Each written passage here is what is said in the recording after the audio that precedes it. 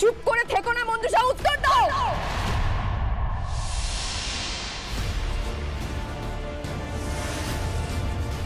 গুগলি,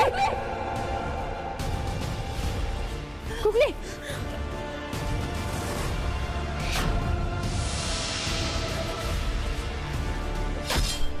মঞ্জুষা,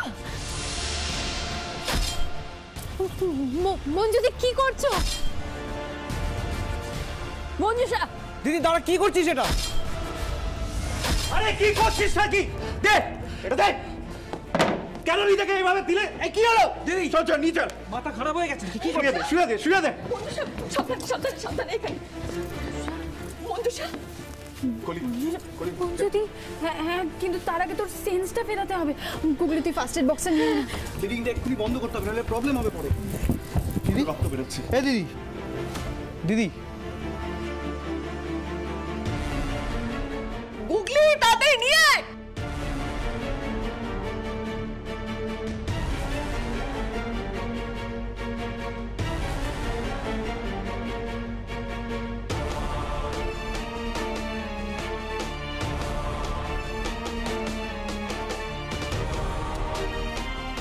কিন্তু ও এরকম unnatural behave করলো কেন? যে মেয়ে অন্যের প্রাণ নেওয়ার জন্য একেবারে ওত পেতেছিল, সে হঠাৎ নিজেকে আঘাত করলো। মানে এভাবে রক্তারক্তি কাণ্ড ঘটালো কেন? না না মিতুল, আমার মেয়েটা ওই রকমই। তোমরা ওকে ভুল বুঝছো। হ্যাঁ, ও হয়তো মাঝে মাঝে খুব চেঁচামেচি করে, মাথা গরম করে, কিন্তু তোমরা যেটা বলছো ওর ক্ষমতা নেই কাউকে খুন করবার। মানে এ কথা কেন বলছেন? কপাল মিতুল, কপাল, সবই ভাগ্য। নিজেরাই তো দেখলে, বুঝলে যে ও স্বাভাবিক নয়, কিন্তু তাই বলে ও ক্ষতিকর নয় মিতুল, ক্ষতিকর নয়। আর পাঁচটা সাধারণ মানুষের মতো ওরও রাগ আছে, হিংসে আছে, কিন্তু ও সেই রাগে হিংসে ও নিজেরই ক্ষতি করে। কিন্তু ও এরকম করে কেন? মানে কিসের থেকে এই ব্যাপারটা ওর মধ্যে এসেছে সেটা বোঝার চেষ্টা করেননি? পরিস্থিতি বেআই, পরিস্থিতি ওকে এইরকম বানিয়ে দিয়েছে। নইলে আমার মেয়েটাও কিন্তু আপনাদের সোহাগের মতো এইরকমই ছটফটে ছিল। দোষ শুধু একটাই, ভালোবাসার বড্ড কাঙাল আমার মেয়েটা। কোনোদিন তো সেভাবে কারুর ভালোবাসা পেল না তো। আচ্ছা দাদা, কবে থেকে এই সমস্যাটা স্টার্ট হয়েছে? ছোট থেকে। বড় দিদি হিসেবে দুই ভাইয়ের জন্য স্যাক্রিফাইস করেই বড় হয়েছে। না পাওয়ার হতাশাও তার সাথে বড় হয়েছে। ভেবেছিল বিয়ের পর ভালোবাসা পাবে, সংসার পাবে, কিন্তু সেটাও হলো না। আর ততদিনে ওর মানসিক অবস্থা যে পর্যায়ে পৌঁছয় সেটা আর কন্ট্রোল করার জায়গায় ছিল না। দিনকে দিন বেড়েই চলেছে। আর সেই জন্যই গুগলি আর সঞ্চয়ের মধ্যে ভালোবাসা ও প্রথম থেকেই সহ্য করতে পারতো না। গুগলিকেও হিংসে করতো, তাই তো? না না অলকা, হিংসে না, আফসোস বলতে পারো।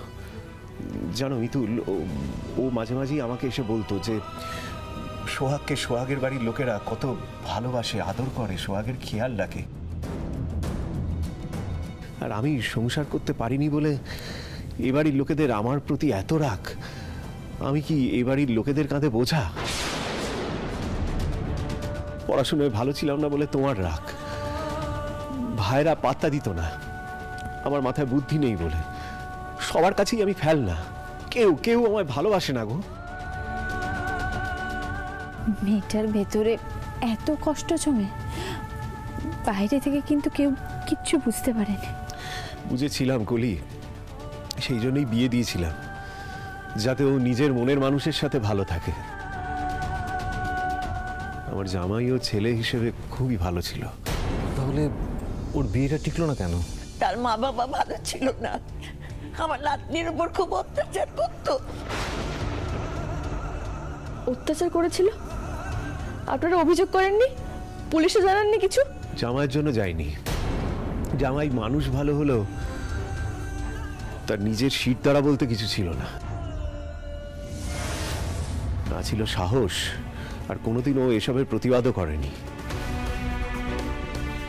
জামাই এসবের প্রতিবাদ করে মঞ্জুষাকে নিয়ে কেন বেরিয়ে আসেনি এসব ভেবে জামাইয়ের ওপর রাগ ক্ষোভ আমার দিনকে দিন বাড়তে লাগলো। আর সেই জন্যই ওর হাজবেন্ডের খাবারে ইঁদুর মারার বিষ মিশিয়েছিল, তাই তো? কি সুব্রতদা, মেশাইনি? বলুন, আপনার সব কথা মেনে নিলেও এটাকে জাস্টিফাই করবেন কিভাবে আপনি? হ্যাঁ, ও খাবারে বিষ মিশিয়েছিল। তাহলে আপনি কিসের ভিত্তিতে, কিসের জোরে বলছেন যে ও খুনি না? কারণ ওই খাবার কিন্তু শেষ পর্যন্ত জামাইকে খেতে দেয়নি, নিজে খেয়ে নিয়েছিল।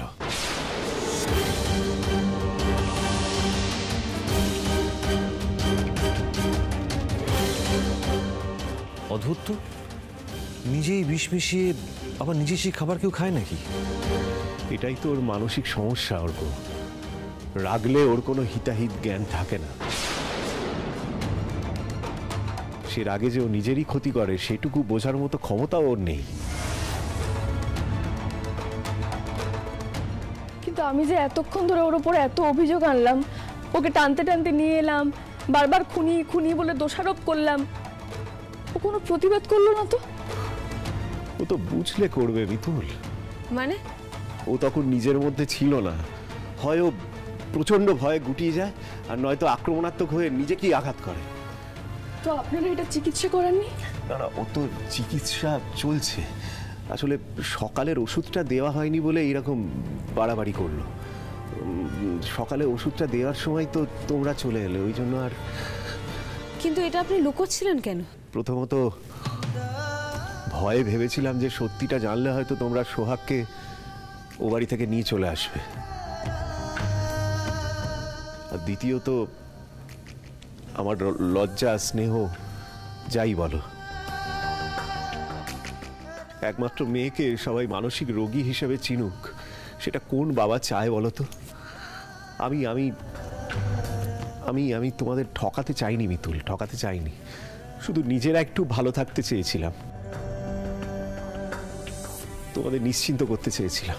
এভাবে বলবেন না সুব্রতদা, আমি বুঝতে পারছি আপনার অবস্থাটা। আজকে যদি আপনার জায়গায় আমি বা ইন্দ্রবাবু কেউ থাকতাম, তাহলে আমরাও নিজের মেয়েকে বাঁচানোর জন্য এটাই করতাম। তোমাদেরকে অনেক ধন্যবাদ মিতুলে। তোমরাই প্রথম মানুষ যারা যারা এই প্রথম আমাদের ভুল না বুঝে আমাদের পরিস্থিতিটাকে বুঝলে। সবাই সবাই ওকে হিংসুটে হিংস্র ভেবে ভয় পায়, কিন্তু বাস্তবে তা নয়। ও এই ওষুধটা সময় মতো না খেলেই ভায়োলেন্ট হয়ে যায়। নিজের কি করে ক্ষতি করবে সেটা ওর মাথার মধ্যে ঘোরে। আর কিচ্ছু ওর কানে যায় না, আর কিচ্ছু ও বুঝতে চায় না। তোমাদের বিশ্বাস না হলে এই তো এই প্রেসক্রিপশন আর এই ওষুধ দেখো, মিলিয়ে দেখে না। কি বলছেন সুব্রতদা? আমরা আপনাকে বিশ্বাস করব না? তাছাড়া যা হচ্ছে তা তো চোখের সামনেই দেখতে পাচ্ছি। এই ওষুধটা কেন পঞ্চাদা, এই ওষুধটা তুমি আগে দেখেছো নাকি? হ্যাঁ মিতুল দিদি, আমি এই ওষুধের পাতাটা কালকে ভাড়ার ঘরে দেখেছিলাম। ভাড়ার ঘরে? কখন পেয়েছিলে বলো তো? কখন দেখেছিলাম? রাতে। হ্যাঁ, আমার মনে হয় রাতেই দেখেছিলাম। রাতের দিকে? তাহলে আমি যখন মঞ্জুষাকে ওই ঘরের দিকে যেতে দেখছিলাম, ও কি ওষুধটা রেখে তখন আসছিল? কিন্তু মঞ্জুষা ওষুধটা রাখতে যাবেই বা কেন? অলকা, নিজের ভালো যদি ও নিজেই বুঝতো তাহলে তো হয়েই যেত। ও তো ওষুধ খেতে চায় না, খাবারের সাথে গুঁড়ো করে মিশিয়ে খাওয়াতে হয়, তাও জোর করে। নইলে ওর হাতে দিলে ও এখানে ওখানে ফেলে দিয়ে লুকিয়ে চলে আসে। তুমি বোধহয় তখনই ওকে দেখেছিলে। কিন্তু দাদা, মেডিসিনটা তো ওকে নিতে হবে, না হলে তো সমস্যা আরো বাড়বে। হ্যাঁ, সেই জন্যই তো ওর ট্রিটমেন্ট যে সাইকিয়াট্রিস্ট করেছিলেন তার কাছে গিয়ে কথা বলে অন্য ওষুধ আনতে হয়েছিল। অনেক কষ্ট পায় গো আমার মেয়েটা, অনেক কষ্ট পায়। কেউ ওকে বোঝে না, কেউ না। অভাগা মেয়ে আমার, কপালে কোনো সুখ সইল না, শুধু নিজেকে তিলে তিলে শেষ করে দিচ্ছে। ওই ডক্টরের চেম্বারে সুব্রতদা তাহলে মেয়ের জন্য ওষুধ আনতে গেছিলেন, আর আমি মানুষটার পরিস্থিতি না বুঝে তাকে উল্টো খুনি ভাবছিলাম। বাবা,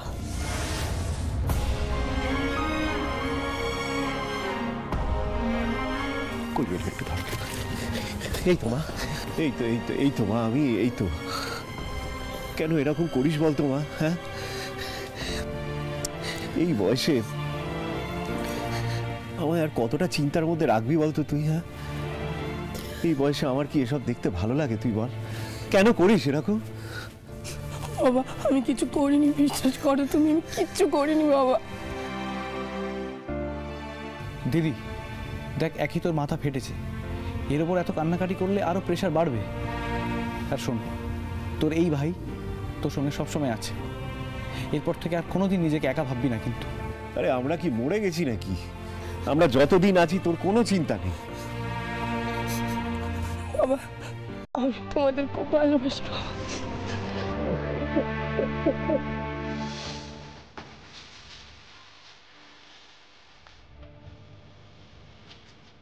মা মা মা, আমরাও তোকে ভালোবাসি।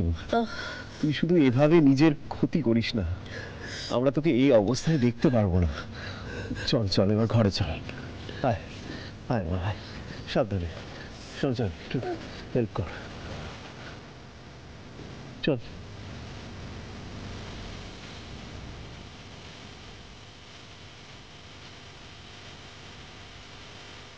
বলে বাবা, আমি নিজের হাতে কোন মহাপাপ করতে যাচ্ছিলাম। নিজের মেয়ের কথা ভাবতে গিয়ে এত স্বার্থপর হয়ে গেছিলাম আমি, যে একজন অসহায় অসুস্থ মানুষকেও কাঠ করা এনে দাঁড় করালাম। আমার বড় ভুল হয়ে গেছে বলে বাবা, ক্ষমা করে দাও আমায়। আমি অজান্তেই অনেক বড় ভুল করে ফেলেছি, ক্ষমা করে দাও বলে বাবা।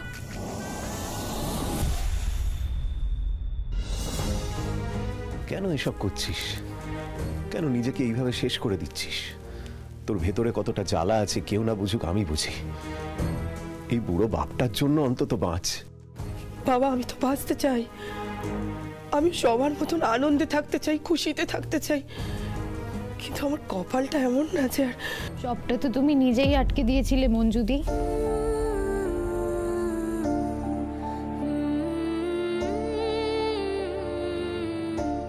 এমন একটা দেওয়াল তুলে দিয়েছিলে তুমি, কাউকে বুঝতেই দাওনি তোমার ভেতরে কি চলছে। আই এম সরি মঞ্জুদি, আমাকে ক্ষমা করে দিও। আমিও কখনো বোঝার চেষ্টা করিনি যে তোমার ভেতরে এত কষ্ট লুকিয়ে আছে। আমাকে তো একবার বলতে পারতে। বলার হলে তো নিশ্চয়ই বলতাম সোহাগ, কিন্তু আমার মতো একটা ফেলনা মেয়ের কথা কেই বা শুনবে? আর আমি শুনবো মঞ্জুদি, আমাকে কেন বলনি তুমি? ইস, কত ঝগড়া করেছি তোমার সাথে, কত রাগারাগি করেছি। মঞ্জুদি আমাকে ক্ষমা করে দাও। তুমি আমাকে ক্ষমা করে দাও সোহাগ, আমাকে ক্ষমা করে দাও। আমি না আসলে তোমাকে একদম বুঝতে পারিনি গো, আর বিশ্বাসও করতে পারিনি। জানো আমার কি মনে হতো? আমার মনে হতো যে আমি হয়তো তোমার কাছে বাড়ির সবার মতন বোঝা হয়ে গেছি। এরকম কথা একদম বলবে না মঞ্জুদি। দিদি কখনো বোঝা হয় নাকি? দিদি তো গার্জেন হয়। কান্নাকাটি অনেক হয়েছে, ব্যাস এবার কান্নাকাটি বন্ধ হোক। এখন থেকে তোমরা মিলেমিশে থাকবে। আর শোন মঞ্জু, মঞ্জু তুই এবার থেকে সোহাগকে ছোট বোনের মতো গাইড করবি, আর সোহাগ তুমি মঞ্জুকে দিদির মতো সম্মান করবে। একদম বাবা, আজ থেকে এখন থেকে আমরা সব সময় একে অন্যের পাশে থাকবো, আর কোনো রাগারাগি না। আর বাবা, আপনাকে মঞ্জুদিকে নিয়ে আর কোনো চিন্তা করতে হবে না। অত সহজে কি চিন্তা যায় মা? আসল অপরাধী এদিকে ধরা পড়ল না এখনো। মিতুল যে বলেছিল চন্দ্রানী ওকে অপরাধীর নামের আদ্যক্ষর লিখে হিন্টস দিতে চেয়েছে, কিন্তু কে সেই অপরাধী? অপরাধী খুঁজতে গিয়ে আমরা অনেক বড় ভুল করে ফেলেছিলাম। যেখানে আইন চিরকাল বলে এসেছে কোনো নির্দোষ যাতে শাস্তি না পায়, সেখানে আমরাই এত বড় ভুল করে ফেললাম। ঠাকুর, আমাদের ক্ষমা করে দিও। নিজের অজান্তেই অনেক বড় পাপ করে ফেলেছি। এরকম নিরপরাধ অভাগা মেয়ের পাশে কোথায় দাঁড়ানোর কথা, কোথায় তাকে ভালোবাসা দেওয়ার কথা, তা না করে শুধু সন্দেহ করে গেছি, ওর উপর দোষারোপ করে গেছি। ছি ছি ছি ছি ছি ছি। আর যদি মঞ্জুষা নিজেকে ক্ষতি করে কিছু করে বসতো, তাহলে আমি নিজেকে কোনোদিনও ক্ষমা করতে পারতাম না। সব আমাদের সন্দেহের দোষে হয়েছে। যত সময় যাচ্ছে আসল অপরাধী ধরা তো পড়ছেই না, বরং আমরাই বারবার অপরাধীর ট্র্যাপে পড়ে যাচ্ছি। কিন্তু মঞ্জুষা যদি আসল অপরাধী না হয়, তাহলে আসল অপরাধী কে? ম দিয়ে নাম শুরু ও বাড়িতে আর কি আছে দিদি ভাই? ম দিয়ে? যে আমার গুগলিকে মেয়ের মতো আঁকলে রাখে, সারাক্ষণ চোখে চোখে রাখে, এত ভালোবাসে, অথচ গয়নার ওপর অনেক লোক, গয়নার জন্য সব কিছু করতে পারে।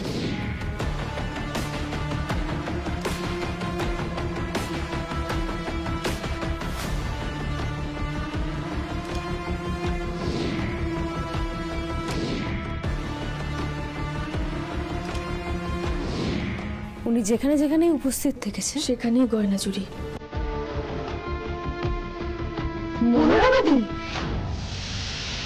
আসলে মঞ্জু হঠাৎ হঠাৎ খুব রেগে যায়। শোনো মা, ও যখন খুব রেগে যাবে তখন ওকে তুমি কিচ্ছু বোঝাতে যাবে না। ওর মাথা যখন পুরোপুরি ঠান্ডা হবে তখন বুঝিয়ে ও বুঝতে পারবে। আসলে ওর ট্রিটমেন্টটা এখনো চলছে, ও পুরোপুরি সুস্থ হয়ে ওঠেনি।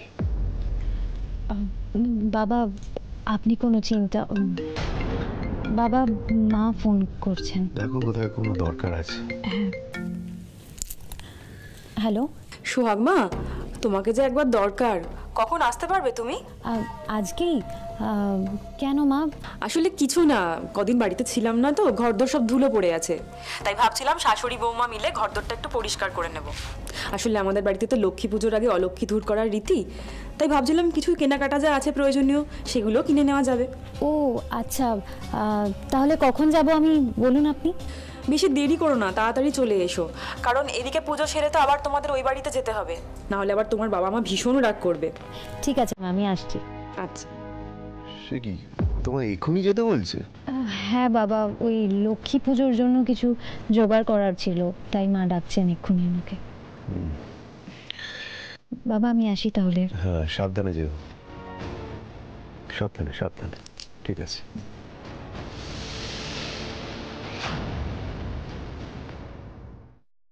না না না না, আমি যার উপর এত ভরসা করেছিলাম, যার ভাষায় আমার মেয়েকে ওই বাড়িতে পাঠিয়েছিলাম, সেই রক্ষকে কিনা ভক্ষক। আমি এখনো ভাবতে পারছি না এটা অলকা। মনোরমা দি ছাড়া আর কেউ হতে পারে না দিদি ভাই। তুমি একবার হিসেব মিলিয়ে দেখো, ম দিয়ে নাম শুরু ও বাড়িতে আর একজনই আছে, মনোরমা দি। আমিও তো সেটাই ভাবছি।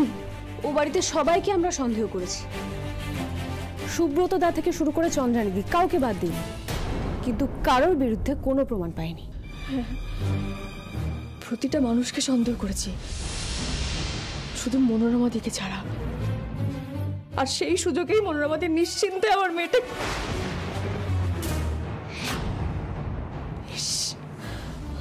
আমি ভাবতেই পারছি না, আমার ভাবলেই কিরকম বুকটা ভয় কেঁপে উঠছে ওকা। আর বুক কাঁপলে চলবে না দিদি, অনেক খেলা খেলে নিয়েছে, এবারে আমাদের মুখোমুখি দাঁড়িয়ে ফিরিয়ে দেওয়ার পালা। আমি এখনো মানুষ চিনতে এতটা ভুল করি অলকা? আমি এত বড় ভুল করলাম? আমি সেই মানুষটার ভরসায় আমার মেয়েকে ওই বাড়িতে পাঠালাম, এমনকি কালকেও গুগলি মনোরমাদের সঙ্গে ওই বাড়িতে একাই ছিল।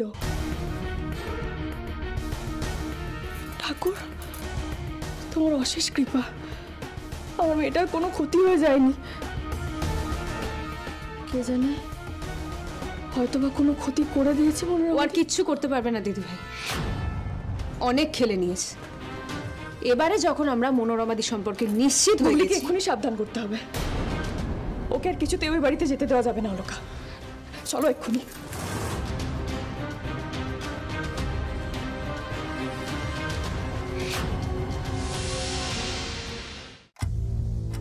সুব্রত দা, বলছি গুগলি কোথায়? ও তো এই ঘরের দিকে এলো না। সে কি, ও তো অনেকক্ষণ আগে বেরিয়ে গেছে। বেরিয়ে গেল মানে? কোথায় বেরিয়ে গেল? কই, আমাকে কিছু জানায়নি তো। না আসলে ওই মনোরমা ফোন করেছিল, বলল যে খুব দরকার। আমার মনে হয় ওই এই সময়টা তো আমাদের বাড়িতে পুজো হয়, সেই বিষয়েই ডেকে পাঠিয়েছে। যেটার ভয় পাচ্ছিলাম এ তো সেই সর্বনাশটাই ঘটলো। ভোলে বাবা, আমার গুগলিকে রক্ষা করো বলে বাবা। মনোরমা দিদি যেন ওর কোনো ক্ষতি না করতে পারে। কি হয়েছে বলো তো মিতুল, মানে কোনো দরকার ছিল? না না, কোনো দরকার ছিল না। দিদিভাই, তুমি একবার গুগলিকে ফোন করো তো।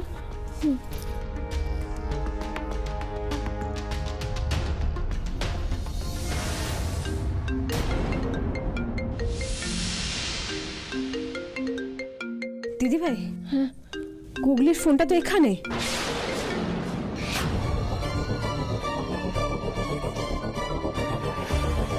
এ বাবা, দেখেছো তাড়াহুড়োতে মেয়েটা ফোনটা ফেলে চলে গেছে। এ তো বিপদের পর বিপদ বেড়েই চলেছে। এবার কি হবে? কি হবে এবার? আমার গুগলিকে আমি কিভাবে সাবধান করব? কিভাবে বাঁচাবো আমার মেয়েটাকে?